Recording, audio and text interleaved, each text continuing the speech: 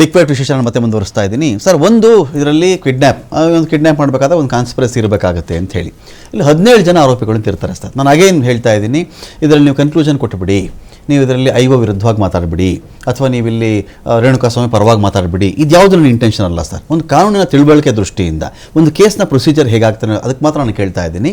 ಈ ಕಾನ್ಸ್ಪಿರಸಿ ಅಂತ ಬಂದಾಗ 17 ಜನ ಕಾನ್ಸ್ಪಿರಸಿಯಲ್ಲಿ ಇದ್ದೀರಾ, ಯಾರೋ 2-3 ಸೇರ್ಕೊಂಡು ಕಿಡ್ನ್ಯಾಪ್ ಮಾಡಿದ ನಂತರದಲ್ಲಿ ಇವರು ಹಲ್ಲೆ ಮಾಡಿದ್ರ ಅಂತ ಆಯಿತು, ಕರ್ಕೊಂಡು ಬಂದರು. ಹಲ್ಲೆಗೆ ಡೆಫಿನೇಷನ್ ಏನು? ಹಲ್ಲೆ ಈಗ ಕೆಲವರು ಹೇಳ್ತಾರೆ ಸಾಯಿಸಬೇಕು ಅಂತಿದ್ರೆ ಗನ್ನಲ್ಲಿ ಸಾಯಿಸೋದನ್ನ, ಚಾಕುಲ್ ಸಾಯಿಸೋದನ್ನ, ಮಚ್ಚಲ್ಲಿ ಸಾಯಿಸೋದನ್ನ, ಅದು ರಾಡ್ ತೊಗೊಂಡು ಹೊಡೆದ್ಬಿಟ್ನ ಅಂತ. ಯಾವುದರಿಂದ ಸಾಯಿಸಿದ್ರೆ ಅದು ಮರ್ಡರ್ ಅಂತ ಆಗುತ್ತೆ ಸರ್ ಕಾನೂನು ಪ್ರಕಾರ? ನೋಡಿ, ಈ ಹಲ್ಲೆ ಏನು ಕಾನ್ಸ್ಪಿರಸಿ ಹಲ್ಲೆ ಇದನ್ನು ಕೇಳಿದ್ರಿ, ಇಲ್ಲಿ ಮುಖ್ಯವಾಗಿ ನಾವು ಅರ್ಥಕೋಬೇಕಾಗಿರೋದು ಈ ಒಂದು ಪ್ರಕರಣದಲ್ಲಿ ಯಾವುದೇ ಒಬ್ಬ ವ್ಯಕ್ತಿ ನಿಮ್ಮನ್ನು ಸಾಯಿಸಬೇಕು ಅಂದರೆ ಅನ್ನೋ ಒಂದು ಇಂಟೆನ್ಷನ್ ನನಗಿದ್ರೆ ನನಗೆ ಯಾವುದಾದ್ರೂ ಒಂದು ಬಲವಾದ ಆಯುಧನ ನಾನು ಇಟ್ಕೊಳ್ತೀನಿ. ಇಲ್ಲ, ನಾನು ಪೈಲ್ವಾನ ಆಗಿರಬೇಕು, ಓಕೆ, ಬರೀ ಕೈಯಿಂದನೇ ಸಾಯಿಸಬಲ್ಲೆ ನಾನು ಸಾಯಿಸಬಲ್ಲೆ ಅಂತ ನಾನು ಅಂದರೆ ಭೀಮ ಆಗಿರಬೇಕು ಅಥವಾ ದುರ್ಯೋಧನ ಆಗಿರಬೇಕು, ಹಾಗೆ ಗಟ್ಟಿಮುಟ್ಟಾಗಿದ್ದರೆ ಮಾಡ್ಬೋದು.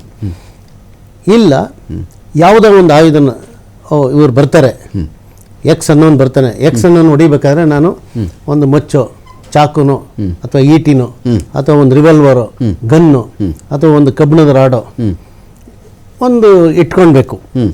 ಇಟ್ಕೊಂಡು ಇದು ನನಗೆ ತಿಳಿದ ಮಟ್ಟಿಗೆ ನನ್ನ ಈ ಕೇಸಿನ ಸಾರಾಂಶದಲ್ಲಿ ತಿಳ್ಕೊಂಡು ಯಾರು ಯಾವ ವೆಪನ್ನು ತಗೊಂಡ್ಬಂದಿಲ್ಲ ಸ್ಪಾಟ್ಗೆ, ಆಸ್ ಐ ನೋ.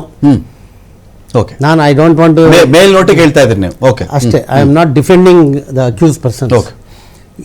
ಸೊ ಅಲ್ಲೇ ಏನೋ ಕೋಪ ಬಂದಾಗ ಸಿಟ್ಟು ಬಂದಿರಬಹುದು, ರಿಪೀಸ್ ತಗೊಂಡಿರಬಹುದು, ಏನು ಯಾವುದೋ ಒಂದು ಕೈಗೆ ಸಿಕ್ಕಿದ್ದು ಆ ಬಲವಾದ ತಗೊಂಡು ಹೊಡೆದಿರ್ಬೋದು.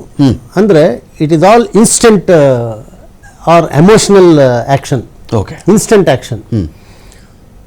ಸೊ ನಾನು ಕಂಪೇರ್ ಮಾಡ್ತೀನಿ, ಈ ದಂಡುಪಾಳ್ಯದವರು ಚಾಕುನ ಜೊತೆಲೇ ಇಟ್ಕೊಂಡ್ಬಂದಿರೋರು. They use to hide. ಮನೆ ಸ್ವಂತ ಹೆಂಡ್ತಿನೇ ಕಳ್ಸೋರು, ಬಾಗಿಲು ತಟ್ಬಿಟ್ಟು ನೀರು ಕೇಳು, ಬಾಗಿಲು ತೆಗಿಲಿ ಅಂತ. ಆ ಅಮ್ಮ ಬಾಗಿಲು ತೆಗೆದು ಒಂದು ಮಗುನ ತಗೊಂಡೋರು, ಇಡ್ಚಿಕೋರು, ಅದು ಅಳಂಗ್ ಮಾಡಿ, ಅಮ್ಮ ಕುಡಿಯೋಕೆ ನೀರಿಲ್ಲ, ಮಗುಗೆ ನೀರು ಕೊಡಿ ಅನ್ನೋರು. ಪಾಪ ಎಲ್ಲ ನಮ್ಮ ಹಿಂದೂ ಸಂಸ್ಕೃತಿಯಲ್ಲಿ ನೀರು ಕೇಳಿದ ತಕ್ಷಣ ಮಗುಗೆ ನೀರಿಲ್ಲ ಅಂದ ತಕ್ಷಣ ಒಳಕ್ಕೆ ಹೋಗೋರು, ನೀರು ತಗೊಂಬರೋರು. ಹೋಗಿದ ತಕ್ಷಣ ಈ ಅಮ್ಮ ಸೈಡ್ಗೆ ಹೋಗೋಳು, ಒಳಕ್ಕೆ 5-6 ಜನ ನುಗ್ಬಿಡೋರು. ಹೋದ ತಕ್ಷಣವೇ ಒಂದು ಬಲವಾದ ಕಬ್ಬಿಣದ ರಾಡನ್ನು ತಲೆ ಮೇಲೆ ಒಂದು ಏಟು ಹೊಡಿಯೋರು. ಅವರು ಪ್ರಜ್ಞೆ ಹೋಗ್ತಿತ್ತು.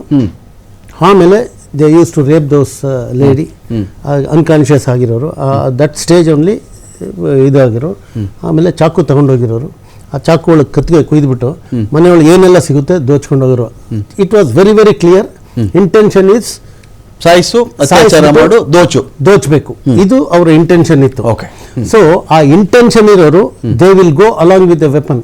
ಒಂದು ಕಬ್ಬಿಣದ ರಾಡು, ಅದಕ್ಕೆ ಸೂಕ್ತವಾದ ಒಂದು ನಾಟಕದ ವ್ಯವಸ್ಥೆ ಏನು, ಅಲ್ಲಿ ಹೋಗಿ ಹೆಣ್ತಿನ ಕಳಿಸಿ ಮಗುಗೆ ನೀರು ಕುಡಿಬೇಕು ಅಂತೇಳಿ ಒಂದು ಡ್ರಾಮಾ ಮಾಡಿ ಒಳಗೆ ಆ ಅಮ್ಮ ನೀರು ತರಲಿಕ್ಕೆ ಒಳಗೆ ಹೋಗಿದ ತಕ್ಷಣ ಚಾಕು ಗಡಾರಿಯಿಂದ ಹೊಡೆದು ಅವರಿಗೆ ಅತ್ಯಾಚಾರ ಮಾಡಿ ಕೊನೆಗೆ ಆ ಮನೆಯೊಳಗೆ ಇರೋದು, ಮೈ ಮೇಲಿರೋದು ಎಲ್ಲ ಎಷ್ಟೋ ಕಡೆ ಕಿವಿ ಓಲೆ ಬಿಚ್ಚಕ್ಕಾಗ್ದಿರ ಕಿವಿನ ಕುಯ್ದುಬಿಟ್ಟು ಆಮೇಲೆ ಹೊರಗಡೆ ಬಂದು ಬಿಚ್ಚಿ ಆ ಚರ್ಮನ ಬಿಸಾಕಿದ್ದಾರೆ.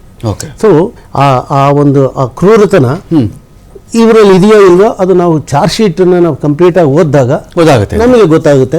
ಇದು ಆವಾಗ 302 ಎಸ್ಟಾಬ್ಲಿಷ್ ಆಗುತ್ತೆ ಅಂತ ನನ್ನ ಅನಿಸಿಕೆ.